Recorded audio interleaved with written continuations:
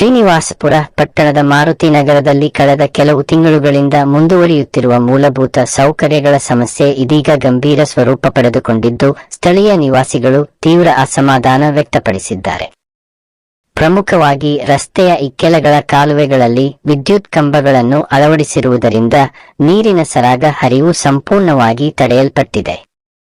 ಇದರ ಪರಿಣಾಮವಾಗಿ ಕಾಲುವೆಗಳಲ್ಲಿ ಮಳೆ ನೀರು ಹಾಗೂ ಗೃಹಮಾಲಿನ್ಯ ನೀರು ನಿಂತುಕೊಂಡು ದುರ್ವಾಸನೆ ಉಂಟಾಗುತ್ತಿದೆ.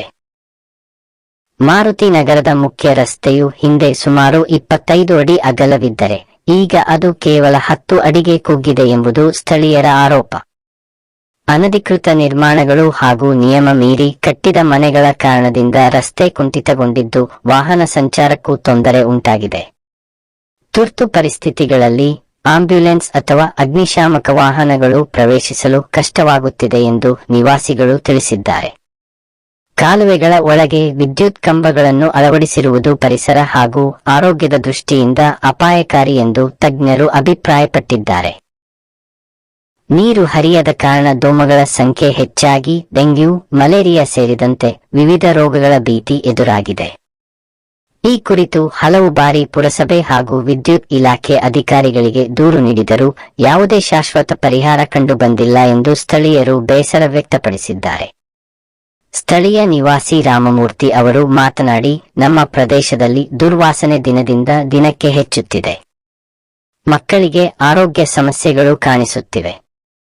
ನಾವು ಹಲವು ಬಾರಿ ಅಧಿಕಾರಿಗಳಿಗೆ ಮನವಿ ಸಲ್ಲಿಸಿದ್ದರೂ ಯಾವುದೇ ಕ್ರಮ ಕೈಗೊಳ್ಳಲಾಗಿಲ್ಲ ಎಂದು ಹೇಳಿದರು. ಇನ್ನೊಬ್ಬ ನಿವಾಸಿ ಲಕ್ಷ್ಮೀಮ್ಮ ಅವರು, ಕಾಲುವೆಗಳಲ್ಲಿ ನೀರು ನಿಂತು ಕೊಳೆತು ಹೋಗುತ್ತಿದೆ. ಮನೆ ಹೊರಗೆ ನಿಲ್ಲುವುದಕ್ಕೂ ಆಗುತ್ತಿಲ್ಲ. ಈ ಸಮಸ್ಯೆ ತಕ್ಷಣ ಪರಿಹಾರವಾಗಬೇಕು ಎಂದು ಒತ್ತಾಯಿಸಿದರು. ಪುರಸಭೆಯ ಆಡಳಿತದ ನಿರ್ಲಕ್ಷ್ಯವೇ ಈ ಸಮಸ್ಯೆಗೆ ಪ್ರಮುಖ ಕಾರಣ ಎಂದು ಸಾರ್ವಜನಿಕರು ಆರೋಪಿಸಿದ್ದಾರೆ.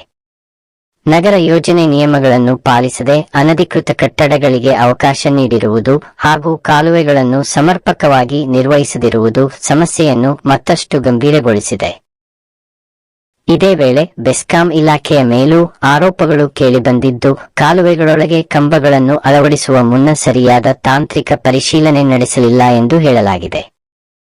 ಇದರಿಂದ ಈಗ ಪರಿಸ್ಥಿತಿ ನಿಯಂತ್ರಣದಾಚೆಗೆ ಹೋಗುತ್ತಿದೆ ಎಂದು ಸ್ಥಳೀಯರು ಹೇಳಿದ್ದಾರೆ. ಸಮಸ್ಯೆಯ ತೀವ್ರತೆಯನ್ನು ಗಮನಿಸಿದ ಸ್ಥಳೀಯ ನಾಗರಿಕ ಸಂಘಗಳು ಸಂಬಂಧಿತ ಅಧಿಕಾರಿಗಳು ತಕ್ಷಣ